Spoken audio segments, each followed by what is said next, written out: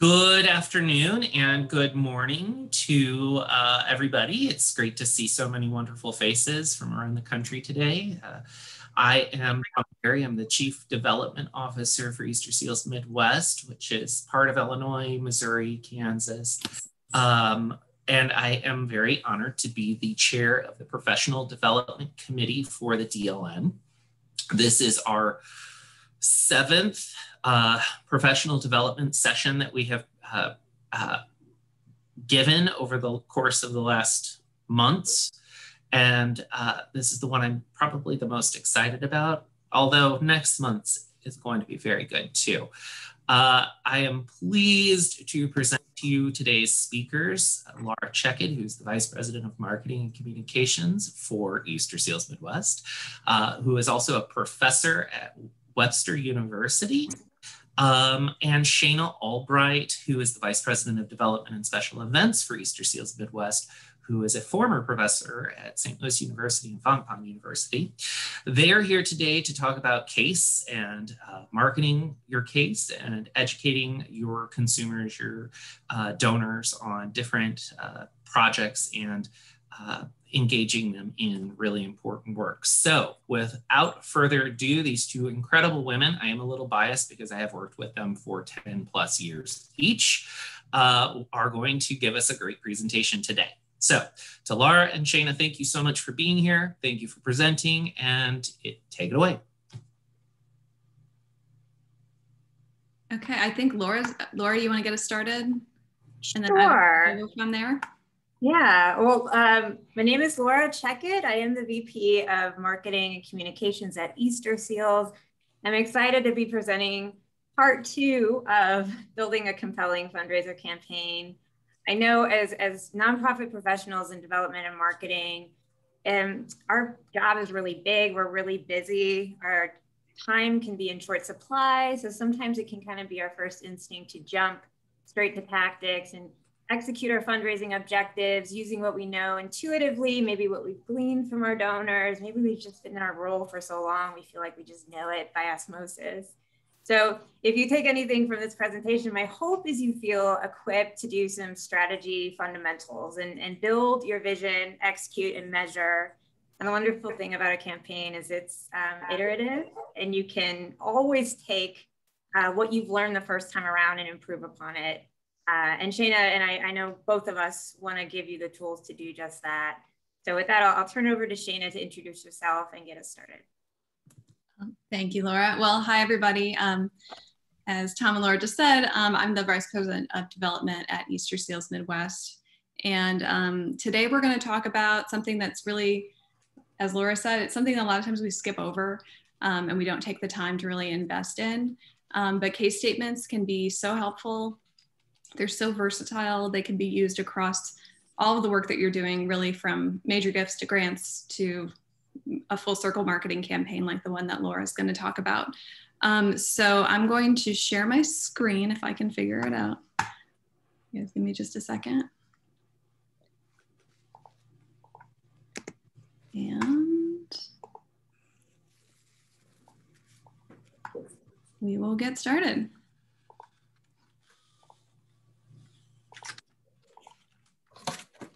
Okay, everybody see that? Okay, we're good. So we're talking about building a compelling fundraising case. And before we dive in, I just want to give everybody a little bit of a preview of what we're going to be going over in the content.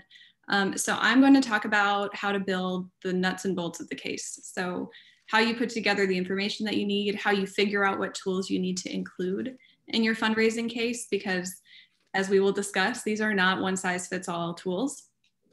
And then Laura's going to walk us through a couple of beautiful examples that she and her team have put together over the last year or so to just show what you can do with this information once you've compiled it in one place. We will leave plenty of time, I'm sure, at the end for questions, but if you do have anything as we go along, feel free to drop it in the chat box and we can either circle back around to it or answer it in the moment if necessary. Oh, and I skipped over my prompts. There we go. Okay, so starting out, first question we have to ask is, what is a case? This seems like a really obvious question. A lot of you have seen what you would call a case statement, something like a capital campaign case statement. But really what we're talking about is the tools that you use to get to that point. So a case statement is really defined less by, it always includes A, B, C, and D, and more by how it functions and what it does. So a case statement can be used for internal things like prepping your staff, prepping your volunteers, getting everybody on the same page with messaging so that you have a consistent message across your agency. This is something you could use, I don't know if we have any grant writers in the house, you could use it for boilerplate copy, something that you can pull from in different situations, like the actual text of it. And then of course you can use this information to build a full circle campaign, like the one that Laura will show us. So the biggest question then, because they're flexible, because they're very versatile, they can be a little bit nebulous. And so the first step that you have to take is to figure out what you need to include. So think of it more as a toolbox rather than a template. A case statement is, again, it's not a form that you fill out. It's a toolbox that you're building for a specific purpose with a specific audience. So, and there are certain types of cases that are a little bit more fixed. So again, and I got my start in grant writing, so I go back to grant writing all the time. But any grant writers know, like usually a grant case will include a handful of things that are pretty steady across different funders. You're gonna have a need statement, you're gonna have organizational history, you're gonna have goals, objectives, things like that. But what we're talking about, I mean, even within different funders, you can have one grant for one specific project. And if you go to 5 different funders, you're gonna end up with 5 totally different proposals because they have to suit the needs of the funder too, not just of the program itself. So the rule here is form follows function. That's something that I think it's used more in like art and design, but I think it's totally true here for case statements as well. The types of work that you're going to do with the tools determines what you put in your toolbox. So again, this is all about the prep work. You have to go back to thinking about how you were going to use this case, who you were going to put it in front of, and what the context of the case is at the time that you're building it. So there are really 3 kind of key considerations as you're going through trying to figure out what you're going to put in that toolkit. And the first is the goal of the campaign, or of the case statement, I should say. Again, it gets a little blurry here. When we talk about goals, often we're talking about like program goals, and that's not what we're talking about here. So what we're talking about is the goal for the case statement itself. How are you planning to use the case statement? Because that should help you dictate. It's the first step to figuring out what you need to put in your toolkit. So it's not this program's going to reach this many people or do this many things. It's really this case statement is going to be used to prep volunteers, or it's going to be used to build a campaign to help recruit monthly sustainers, which is an example that Laura is going to talk about later on. Again, it's going back to how you're using this information, not the programmatic goals. So the next big thing to think about is who you're going to be talking to, not just who is going to be using this case, but who is this case going to be directed at. So Laura's going to talk a lot about audience. I don't want to spend too much time talking about audience, but I do want to talk about being donor-centric. The idea of being donor-centric, which I think is a little bit of a buzzword if you work in fundraising, it really is a key thing here because you need to keep the donor's interests and needs at the heart of the argument that you're making. So think about who you're going to be talking to, who you're going to be putting this case in front of, and let that help you guide the tools that you're putting in it.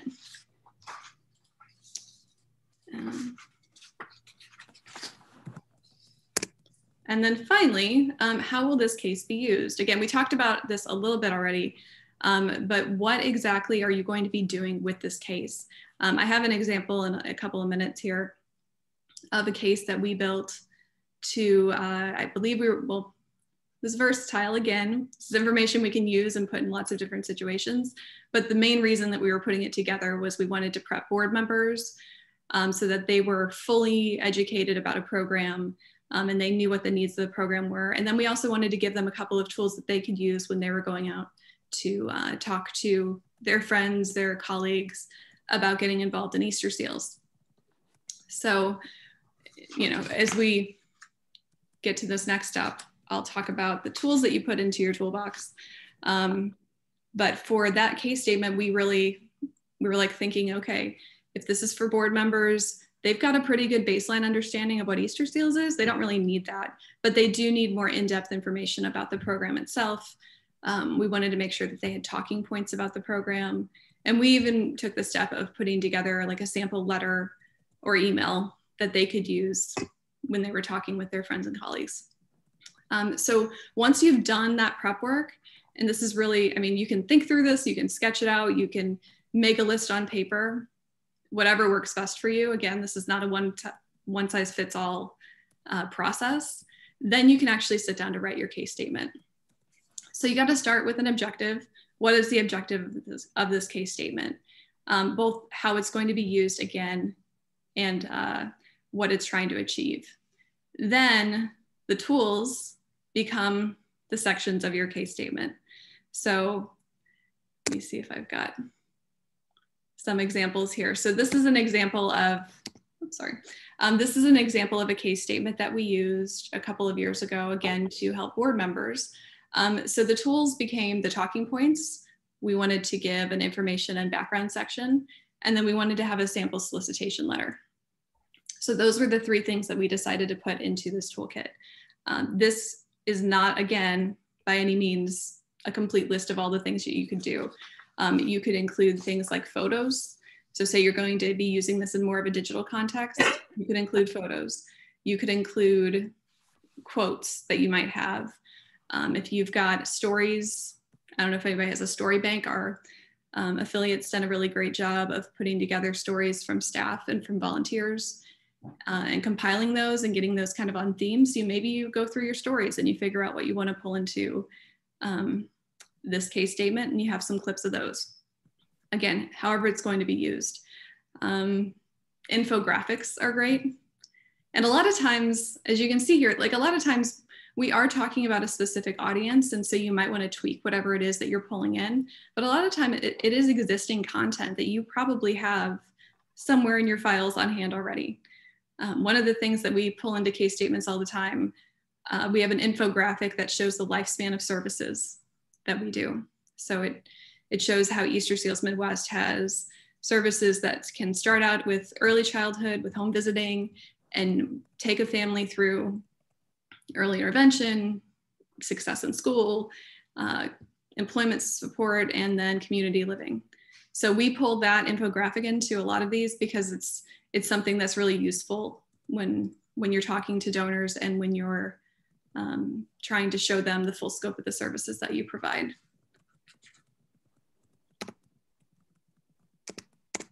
So that is pretty much a case statement in a nutshell.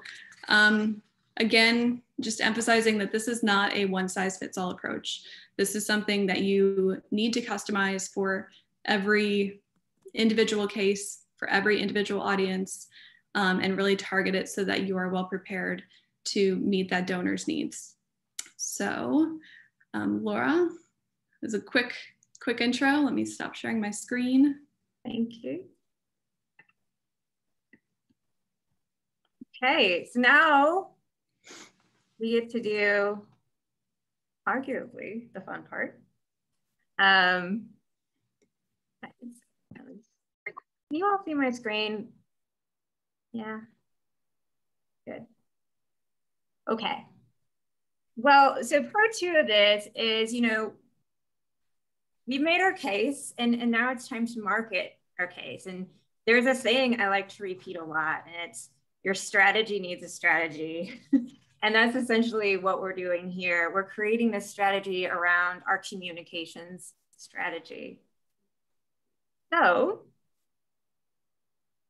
we just saw Shayna go over the communications component. And sometimes I think it's important to distinguish between communications and marketing, because our communications piece, it's that case statement, we're wanting people to listen. And when we move on to our marketing piece, we are asking our audience to act.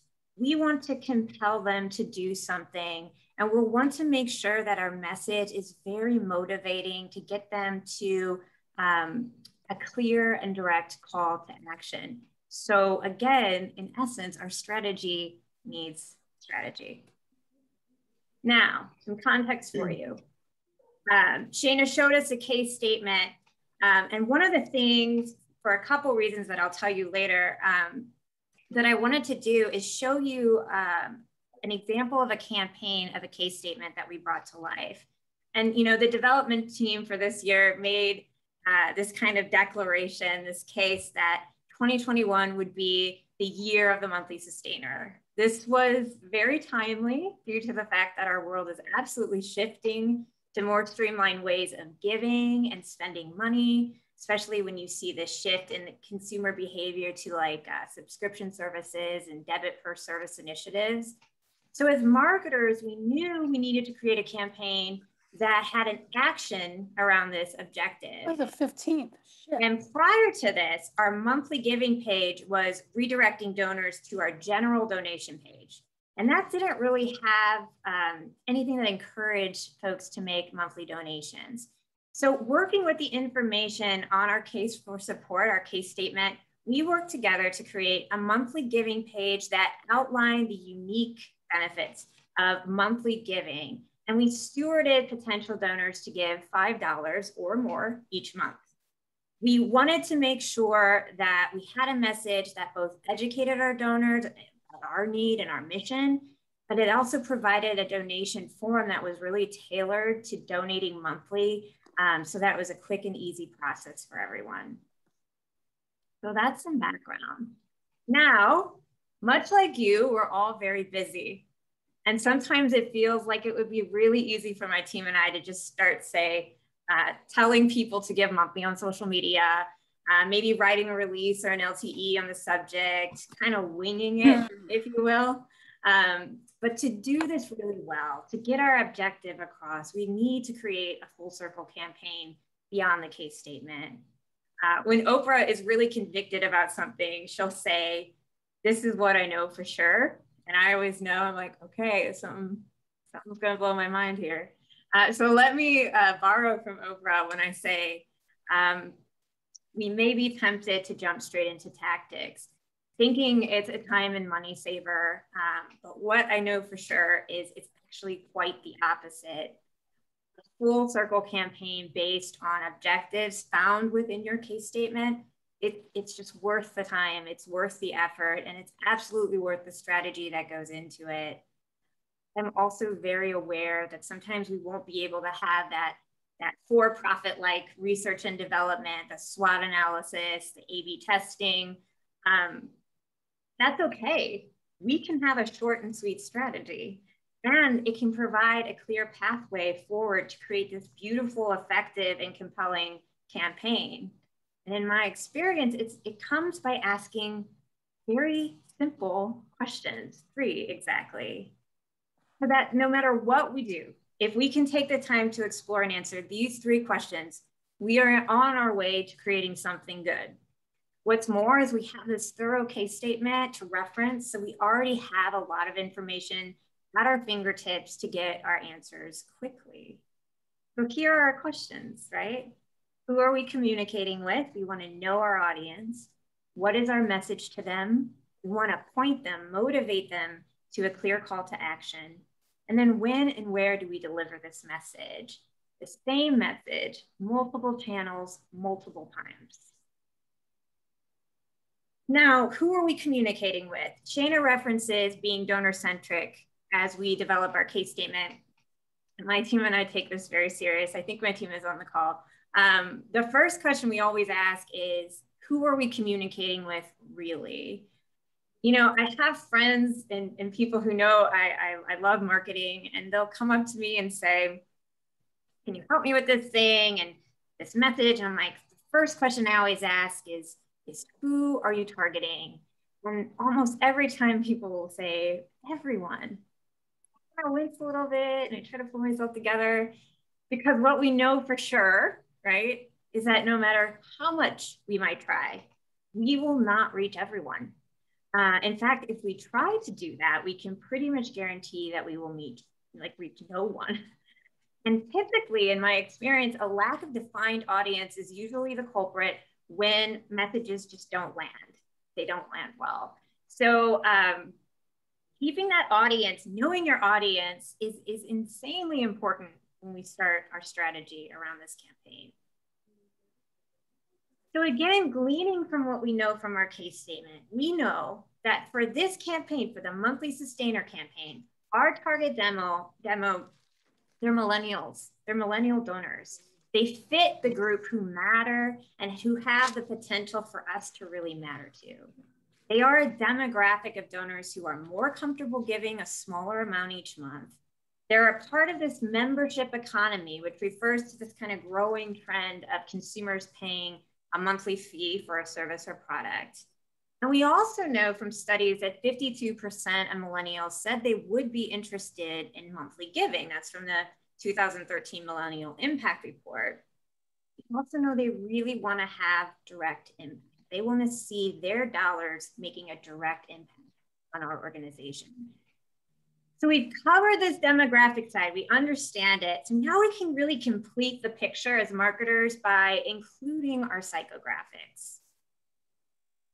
I love a good donor persona. I love a good persona in general. And because they tend to help us with the psychographic side of things. And when we align our demographics and our psychographics, we begin to get a very clear picture of message and medium. I encourage you to find a pop culture icon or icons who represent this persona. It kind of gives you that face. Here, exploring that donor persona, we landed on, have a relatable millennial mindset. They're activists, they're community influencers. They get tech and they're savvy about it. They're proactive when it comes to their ideas and their ideals. So now, once we've understood our audience's data, their interests, their needs, their values, we get to explore what messages are likely to actually work. So we ask more questions. I feel like we're in the business of asking questions half the time, but what messages are they most likely to ignore? Where are they likely to ignore them, right? So what is the tone that we're setting? Should we utilize metaphors or should we take like a more direct approach? Is there a story, as Shana mentioned, in our story database that would really resonate well with this campaign? But no matter where we land, what we want to do is that we're motivating them to a very clear call to action. Tom mentioned that I do teach nonprofit marketing at a university here in Missouri. And what I'll do is I'll take my students through an annual report and I'll ask them, do you know what you're supposed to do? After we read all the information, after we get all of the kind of goods on the impact that nonprofit had, half the time, no, there's no call to action. And it's amazing to me because it's like that one thing that we're trying to motivate our donors to is missing. So they don't know what to do with our information. So no matter what our message, we always want to make sure that we are motivating them to a very clear call to action. So now it's time to craft a campaign message that connects personally to our audience. And the most powerful messages by nonprofits embody at least one of these characteristics. And P.V. LaRue Miller, who wrote the Nonprofit Marketing Guide, is someone I follow and I adore. And she is, you'll see some of her work emphasized in here with a couple more thought leaders as well. So the most powerful messages, they emphasize the impact of one. And for those of you who are interested in social psychology, there's this great New York Times editorial called Save the Darfur Puppy. And in it, Nicholas Kristof talks about the psychic numbing that can happen when we go beyond a one-to-one cause and effect scenario. And this is really heavy stuff because it's exploring why is it that people ignored in Darfur, the mass murder and the genocide reporting, but they sprang into action when there was a call to save just one puppy. What ended up happening from that article is this Rokia study where they saw that, oh, okay, one-to-one is where it's at to connect people to your mission. Anything beyond that can start to cause psychic numbing, right? So a clear call to action emphasizes the impact of one. And now we also know that a good message evokes a specific emotion. So the equation for that is basically imagery plus emotion equals feeling, which equals hoping. So I'll go into a little caveat to that in a bit, but we know we need to be invoking some type of emotional response in our donor. We also know we need to reinforce personal identity. For those of you who like Seth Godin or who have seen his TED Talk or maybe read his book, Tribes, he speaks about a tribe being this group of people and we're connected to one another, we're connected to maybe a leader, or we're at least connected to some type of idea or cause. And we really just need two things to be a tribe. We need that shared connection and cause, but we also need a way to communicate that, right? So we want to be reinforcing personal identity. You are a part of our tribe. We also want to validate that emotional kind of thing that happens in our heart when we see something that really compels us to give by appealing to reason. And that's where you'll see kind of more the facts come into play.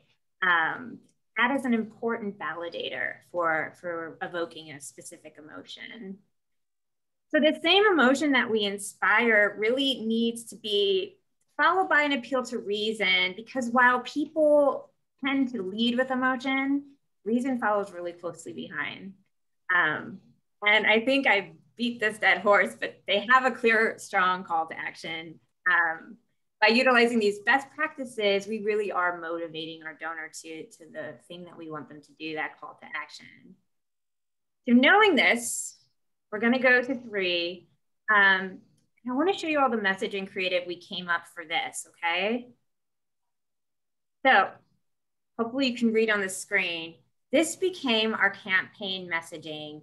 And you can see this message does some of those things that we just talked about. It reinforces a personal identity, right? We're a tribe of subscribers in the new era of consumership. You'll also notice that the message emphasizes this impact of one small act making one very big difference. So we double down on this message of direct impact in our vanity URL, the URL you see on the screen, by emphasizing 5changeslives.com. You know, remember, part of the case statement is to get these donations of $5, right? So providing this in the URL, we're creating a very clear call to action of what exactly we want them to do. And as a reminder, you know, you don't need all of those things in your message. Just one will suffice to make a really big impact. In our next message, we stuck to that same structure and that call to action, but included another millennial favorite pastime of spending their money, getting coffee, right? So local Starbucks, hopefully you're going local, but we present the image and the donor equates what will resonate with them. We include that same URL, same overall creative and emotional theme that we did with our Netflix inspired ad. So now we have our message, our creative, we've got that deep understanding of our audience, and it's time to answer our last question, okay? So when and where do we deliver this message? Essentially, we want to be communicating with our donors the way they want to be communicated with and where. This also might mean going beyond just the usual suspects of social media, online, print.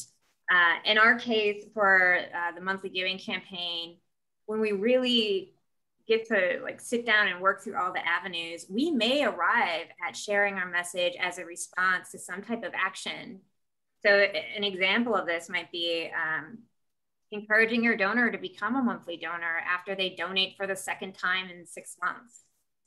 So we're using our data, we're using our donor behavior to help drive our strategy when the time is right and where. And ultimately, we're doing the same message. We're doing it in multiple channels, multiple times.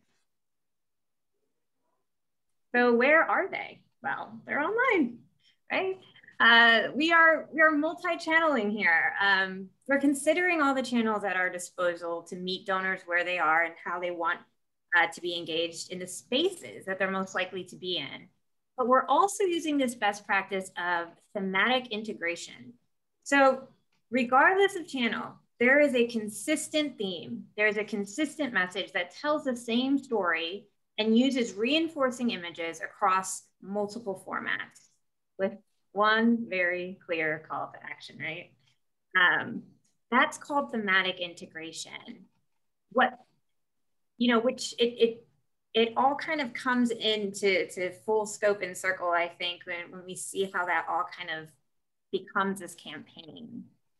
So one last bit of insight I want to share with you means I need to introduce you to this man named Gary. His name is Gary V. And the Gary V content pyramid is, we all need a home base, right? Gary created this great strategy to make sure that we don't lose sight of that home base. And a clear home base means that we can base our metrics and our success clearly by always pointing our donor back to the pillar content. So pillar content is any piece of content. In our case, it's a website, right? We're using the case statement to create pillar content for our website, from which all other pieces in our content marketing strategy is derived. So the overarching idea is to create this sizable piece of content. And if you've written a great case statement, you've got it, you've got sizable content. And then we want to carve it into this micro content that can be shared across channels in order to promote back to that pillar content. So like I mentioned, in our case, it's our website, right? 5 Changes Lives, which goes into our internal Easter Seals Midwest monthly sustainer page. We're always taking them back to this. This is our home base. This is where our content stems from. So our URL is part of that motivation and that action we want them to take, but this is our home base. Now, remember, we talked about thematic integration, and this is our main theme when we're creating our micro content. So regardless of channel, remember our micro content is consistent. Our message tells the same story. We're using the same reinforcing images across multiple formats with a direct and clear call to action. And you can go bigger. You can include video. You can do a blog, a vlog. You can use stories. In fact, we've used that too. But keep in mind the thematic integration as you create your micro content for your campaign. So then we distribute across all of our social media channels. And to keep it evergreen, Gary added something to his model, and I like it. It's basically taking the engagement that you receive from your campaign, so the response, and evolving our creative to include that. The stuff that was discovered, to point them right back, right? So it's this kind of evergreen. We're learning more, we're sharing more, we're taking them right back to that home base with now even more viable information than where we started. Iterative, which is lovely about a campaign. And lastly, celebrate your success. Learn from your mistakes. Create and communicate your successes to the organization. It's a step our busy selves really want to overlook as we plow on to the next objective and the next objective. But I hope you fight that, because when we measure our campaigns, we get to learn and double down on what worked and what didn't. We can get rid of the stuff that maybe wasn't as successful as we wanted it to be, and really the next time do it even better. So in closing, thanks to Shayna. We know what a great case statement does and what it is and what it consists of. We also know that in order to make this case come alive, we don't want to jump straight into tactics, right? Our strategy needs a strategy. And this is where taking the time to develop that full circle marketing campaign from your case statement really comes into play. We know that to execute our full circle marketing campaign, we can always refer back to our case statement, but we can also go a bit deeper. We can answer those questions, right? Who we are communicating, know your audience? What is our message to them? Point or motivate them to a clear call to action. When and where do we deliver these messages? Same message, multiple channels, multiple times. We further know that Gary Vee's method is a wonderful way to structure and organize our content, right? And now we know we're out of time, right? Now, before we go, earlier I referenced Oprah, and just like Oprah, we're also giving stuff away. It's not a car, I'm sorry, but you do get all of our creative from this campaign, okay? So I'm going to be placing a link in the chat soon that will provide everything we created that will be customizable for you and your affiliate. Because truly, as busy professionals, if you take anything away from this presentation, at least you can take away something tangible like that. I do know I speak for both Shana and I when I tell you that we wish you all the success in the world, because it really does lend to our greater collective, our tribe of affiliates that changes the way the world defines and views disability. So thank you so much for your time, and we can move on to questions. Yes, so we will, thank you, Laura, thank you, Sheena. We will take questions both verbally and in the chat. So if you would like to ask your question in the chat, feel free to go ahead and start typing. And if you would like to just pop in there and start asking your questions, go for it.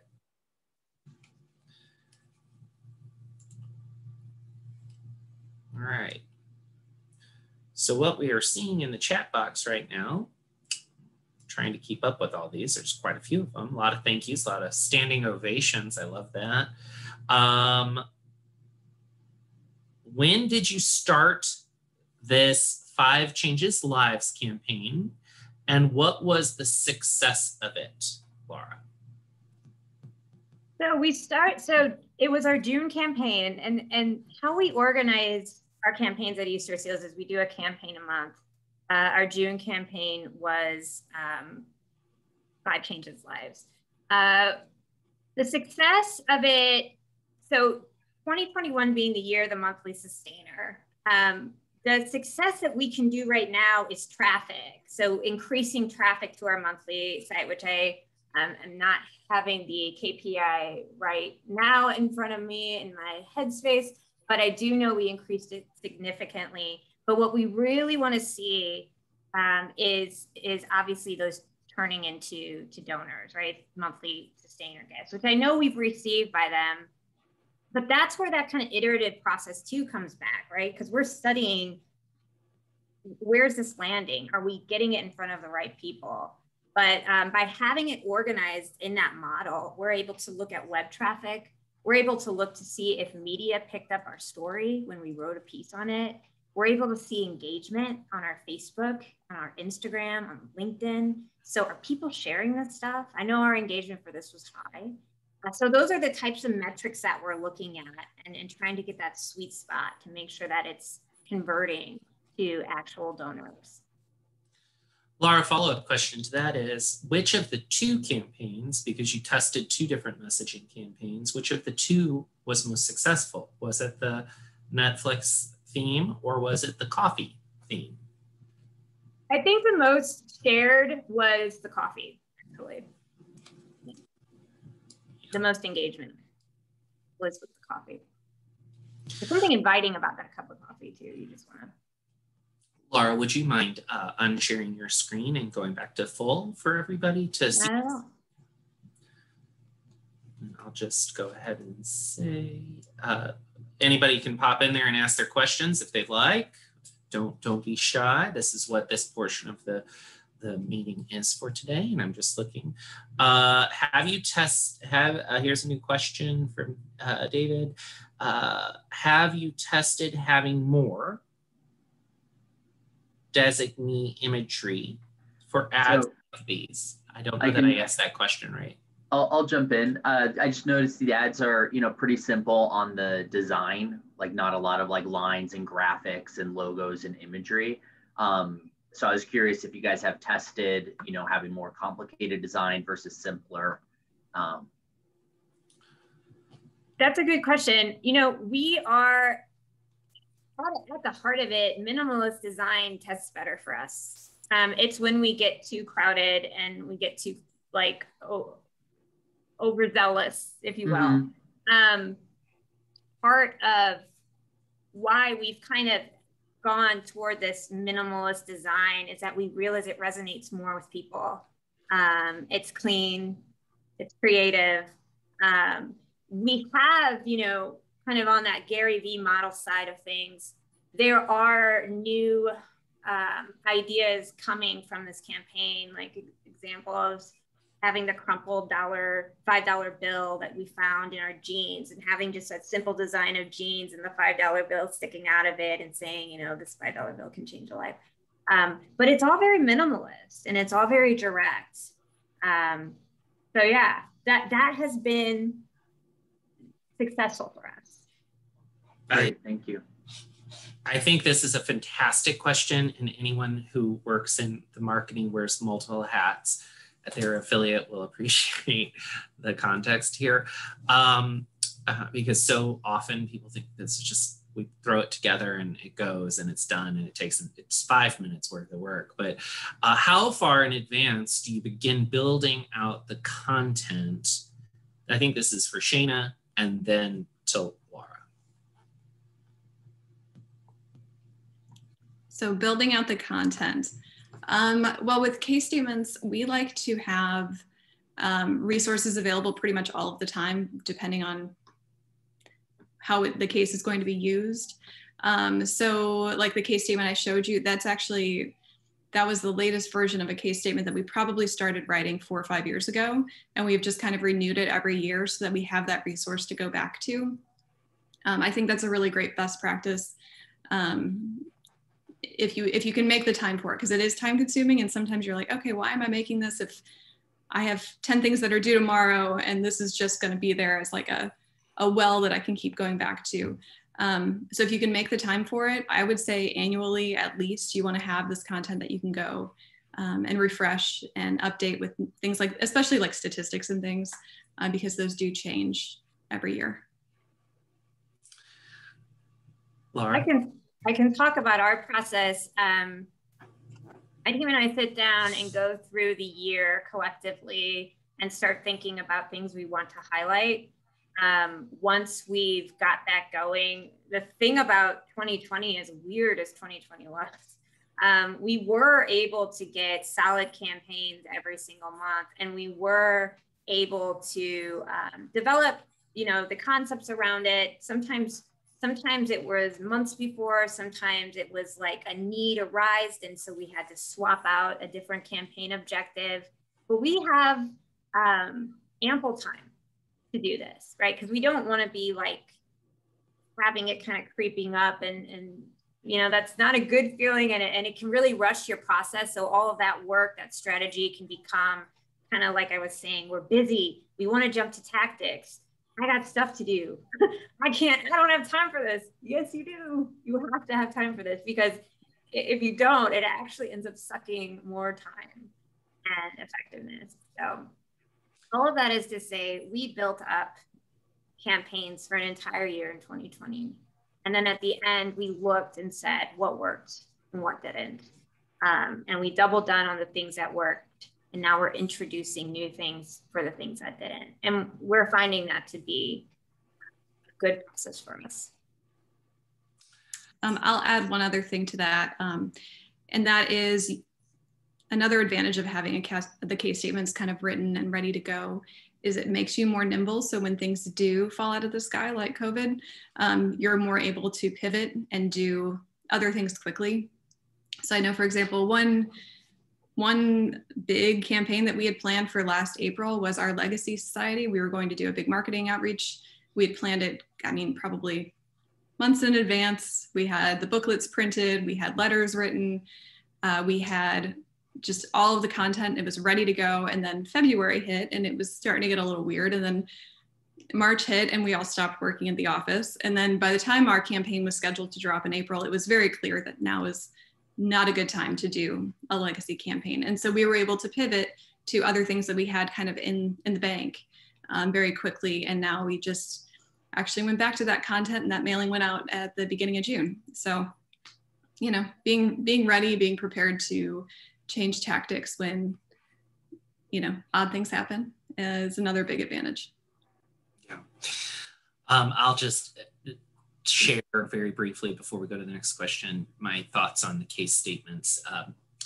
My staff hates me often for the fact that I have a case statement written on literally every program that we offer, every sub program that we offer, every micro or macro program that we offer. And the reason we do that is, one, it provides talking points for all staff to be educated on the inner workings of a project. It talks about the need for financial or governmental or other support from the community or the public or the government. And then also, we always have a letter written on the topic so that if a donor is interested in something, we can always follow up with them with that letter, sharing a little bit more before we get them in. Moves Management 101. I think they absolutely hate doing it every year, but every year. May I say something? It's Patty Dickens, and I work with Tom and Shane. I'm very proud of the work that we do, but I don't want to say we hate you for it, but it does help us stay on message and have a consistent message, no matter which one of us are speaking to donors. And I find myself going back to that. I have them all printed because I want to go back to that each time and make sure I'm staying on message. Thank you, Patty.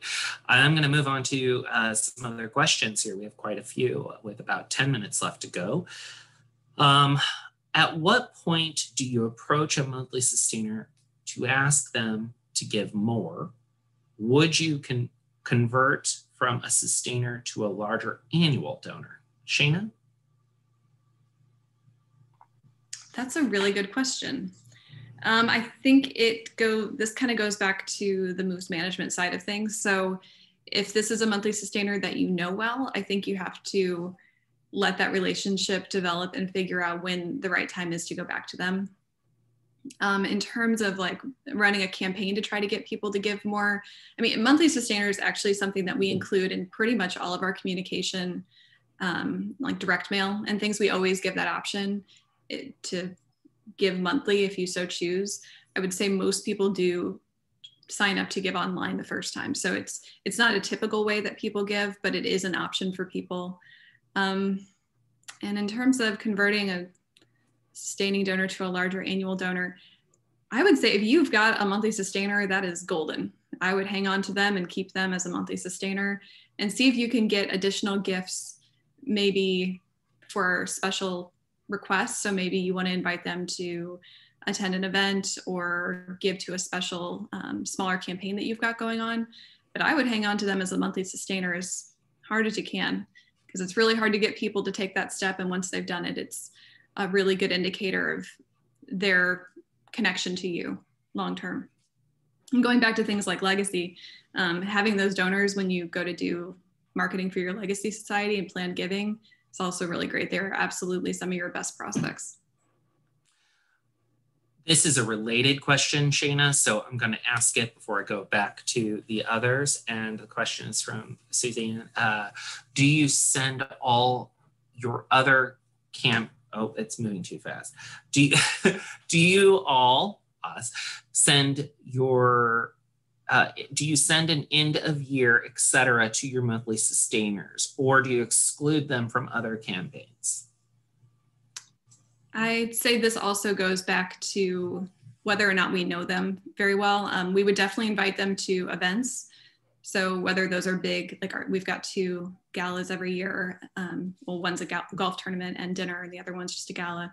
And then we also have family events, a couple of which have ticketed entry. So we would definitely invite them to those things. And then the other ones, I think it really kind of depends. We have some that we would go to with an end of year ask if they have a history of giving a larger gift at the end of the year. We also have tax credits at our affiliate, which Patty loves the tax credits, but they are, they're only useful for certain donors. And I don't know if we have any monthly sustainers at the moment that would take advantage of those, but that's sometimes a special solicitation that we might reach out if we're coming up in the end of a tax credit project and we've got $5,000, we want to reach out to some close donors and offer them the opportunity to take advantage of those before we blast it out to the whole group. Does that answer the question? It did, I think. Yeah. It did. So I'm gonna go back up here, a couple more housekeeping notes. Shana, would you be willing to share the original case statement that you highlighted at the beginning of the? Yeah, I can drop that in. You just want to drop a Google Doc in or something? And then Liz asks, Laura, this is really for you. Would you mind sharing your campaign calendar? She's curious if some of the things overlap, i.e. if Legacy campaign launches while the monthly donor campaign continues. The answer to that is yes, Liz, but those are completely different audiences. One's tends to be slightly older with 30 years of giving, and the other is a millennial or Generation Z that we're trying to attract into the organization. But we will share that, right, Laura? Our campaign calendar? Yep, I can do that. The other housekeeping is, okay, more questions. This is a question, I think, to me and to Tula, and that is, oh, it's all moving so quick. Can we have another webinar solely on sustaining donors' monthly giving? Another affiliate is working on this, just a thought. We probably can, Molly, thank you for that suggestion.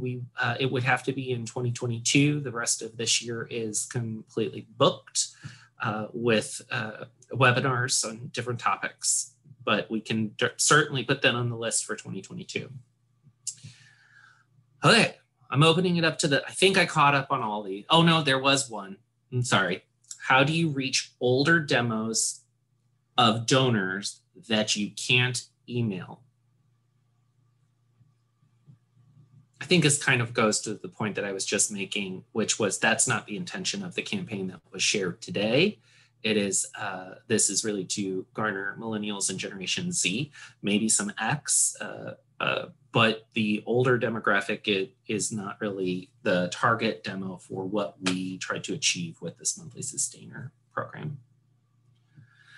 Other questions? I think I captured them all. If I didn't, please ask it again. Otherwise, if you want to just throw it out there to the group, that's fine.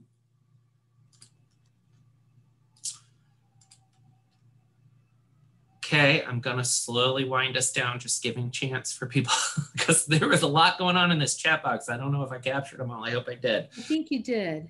Okay, good. Thanks, Tula, so much. You're awesome. So I want to take just a moment to thank Laura and Shana for just a wonderful presentation on a very hot topic, something everybody is trying to navigate, whether it's creating that case statement, this story, the talking points, the engagement for the public, and then how to market that broadly and widely through our storytelling, our social media, our websites, and the like. We're just so grateful to have you present today. I'm personally so very, very, very grateful to have you as my team members. I'm very blessed in that sense. And thank you for the last 10 plus years of making me look really good. To all of my peers around the country, I wish you an incredibly great day and weekend ahead. And thank you for being with us. Please don't miss our August presentation, which will be late August, I believe the third Thursday of the month, where we will present on the topic of how to use the National Direct Mail List and put it to use for your affiliate. There is a panel or a work group of around 10 of us who have been working on this project for a few months now, and we're very excited to share with you a handful of ideas on how you can take that National Direct Mail List and put it to work for your affiliate, garnering some additional support while raising all ships. So to each of you, thank you for a wonderful day, and we will see you soon.